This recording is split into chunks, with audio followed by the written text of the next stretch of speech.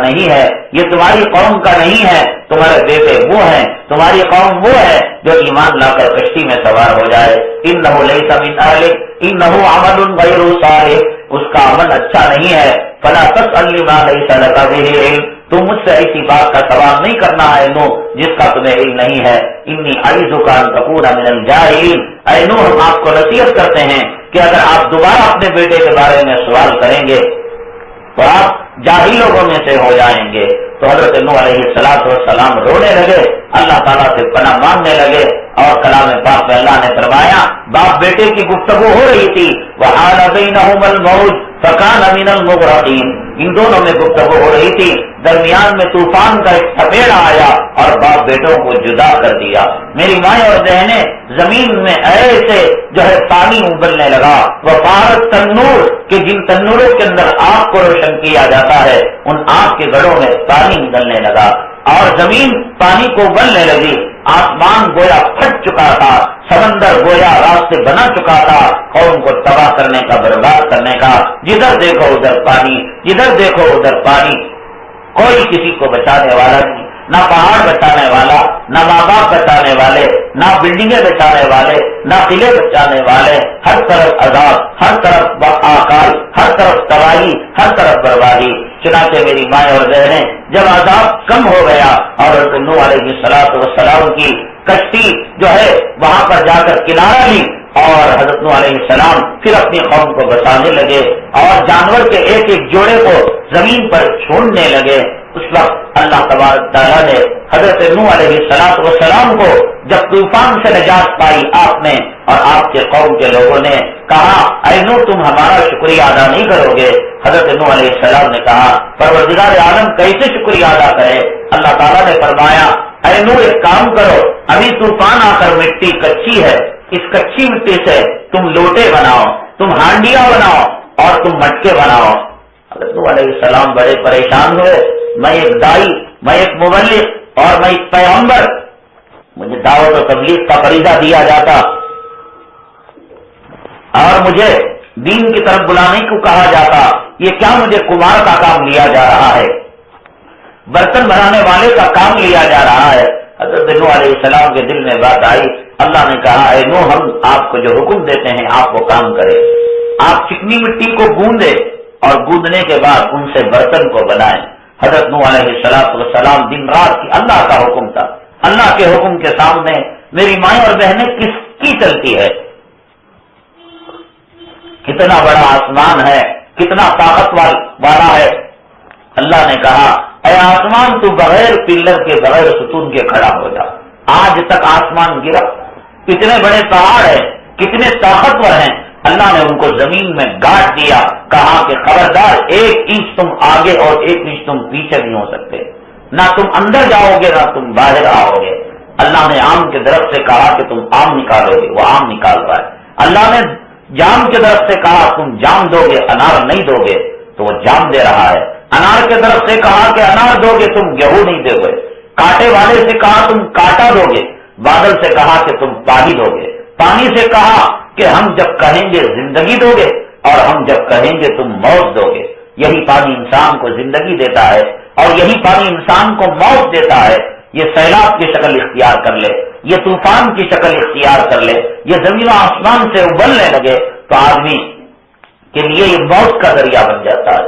اللہ نے چیزوں کو بنایا اور بنانے کے بعد ان کی تاثیر کو اپنے قبض قدرت میں رکھا، کہا انسان کے روٹی کو کہا کہ تو انسان کی زندگی کا سبب بننا جب تک کہ میرا حکم ہو، اور یہی روٹی انسان کھائے تو کبھی انفیکشن ہو جائے اور موت کا ذریعہ بن جائے۔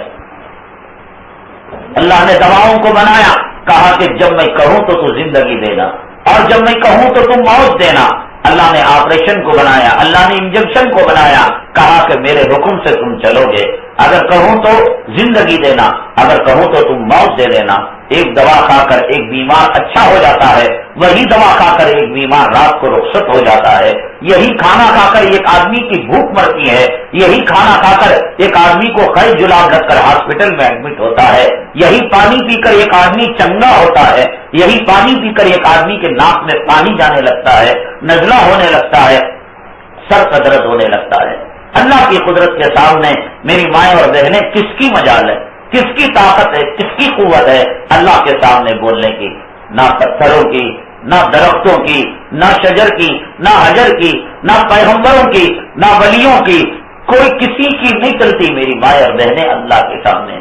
قیامت کے دن اللہ تبارک تعالیٰ جب حضرت اسرافیل علیہ السلام کو کہیں گے، اے اسرافیل تم سور پھونکو، حضرت اسرافیل علیہ السلام جب دوسری مرتبہ پہلی مرتبہ سور پھونکیں گے، ساری دنیا مر جائے گی، ساری دنیا، نہ چاند میں روشنی رہے گی، نہ سورج کی کرنیں رہیں گی، نہ ستاروں کی چمک رہے گی، نہ آسمان اپنی جگہ پر رہے گا، نہ زمین اپنی جگہ پر، ساری دنیا کل من علیہا فان، ہر چیز اللہ کے علاوہ فنا ہونے والی ہے۔ وَيَبْقَى وَجْهُ رَبِّكَ ذُو الْجَلَالِ وَالْإِكْرَامِ، اے اللہ تیری ذات باقی رہنے والی ہے۔ کل نفس ذائقۃ الموت، اللہ کے علاوہ جتنی چیزیں اللہ نے پیدا کی تمام چیزوں کو موت آنے والی ہے۔ یہ موت لینے والا فرشتہ اللہ تعالیٰ اس کو بھی موت دے دیں گے۔ اسرافیل علیہ السلام جن کے خون سے دنیا میں آدمی مر جائے گا، لیکن حضرت اسرافیل علیہ السلام پر بھی ایک وقت آئے گا کہ ان پر بھی موت آ جائے گی۔ جبرائیل جو تمام پیغمبروں کے پاس وحی لایا کرتے تھے، اللہ کی کتاب لایا کرتے تھے، اللہ کے احکامات لایا کرتے تھے، اس جبرائیل کو بھی موت آ جائے گی، میکائیل کو بھی موت آ جائے گی، عرش کے اٹھانے والے فرشتوں کو موت آ جائے گی، آسمان کا نظام چلانے والے فرشتوں کو موت آ جائے گی، کرامن کاتبین جو ہمارے اعمال کو لکھنے والے ہیں ان کو موت آ جائے گی۔ میری مائیں اور بہنیں، میرا اور آپ کا کیا کہنا؟ اللہ کے حکم کے سامنے کسی کا نہیں چلتا، سارے مر جائیں گے۔ اللہ پوچھیں گے لمن الملک اليوم، آج کے دن کس کی بادشاہت؟ این المتکبرون این الجبارون، کہاں تکبر کرنے والے، کہاں بڑائی کرنے والے، کہاں جو ہے آواز بلند کرنے والے، مال پر غرور کرنے والے، دولت پر ناز کرنے والے، حسن پر ناز کرنے والے، شوہروں کو ستانے والے، اولاد کا حق دبانے والے، ماں باپ کا دل دکانے والے۔ لمن الملک اليوم، کون ہے آج کس کے پاس بولنے کی طاقت ہے؟ سب مرے پڑے ہیں، سب مرے پڑے۔ جیسے میری مائیں اور بہنیں، برسات کے موسم میں پتنگے آ جاتے ہیں اور کچھ دیر کے بعد اگر ان کو مار دیا جائے تو وہ بے جان اور بے حس زمین پر پڑے رہتے ہیں، تو ایسے پوری زمین مردوں سے پڑی ہوگی، پیغمبر ہوں گے، اولیاء ہوں گے، اتقیاء ہوں گے، شہداء ہوں گے، مومن ہوں گے، کافر ہوں گے۔ اللہ کہیں گے ان لاشوں سے خطاب کر کر لمن الملک اليوم، آج کے دن کس کے لیے بادشاہت ہے؟ بولنے کی طاقت ہے، کہنے کی قوت، للہ الواحد القہار، اللہ کہیں گے ایک زبردست طاقت رکھنے والے اللہ کے لیے آج طاقت ہے۔ اللہ کی طاقت کے سامنے کوئی غرور نہ کرے، کوئی تکبر نہ کرے، عاجزی کی زندگی گزارے۔ اللہ تعالیٰ جیسے کہتا ہے ویسے بات مان لے۔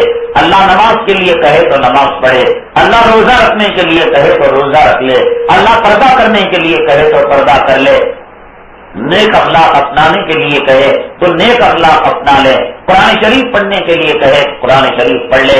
اللہ کے سامنے لے تو لال کرنا، حجت کرنا، اللہ کے سامنے یوں کہنا یہ کیوں رکھا، ایسا کیوں تھا، ویسا کیوں تھا، رات کی کچی نیند کے اندر اٹھ کر نماز پڑھنے کو کیوں کہا۔ میری مائیں اور بہنیں، یہ حجتیں اگر اللہ تبارک تعالیٰ کے سامنے کی جائیں گی، اللہ تبارک تعالیٰ اس کو ذلیل کر دے گا، اس کو تباہ کر دے گا، برباد کر دے گا۔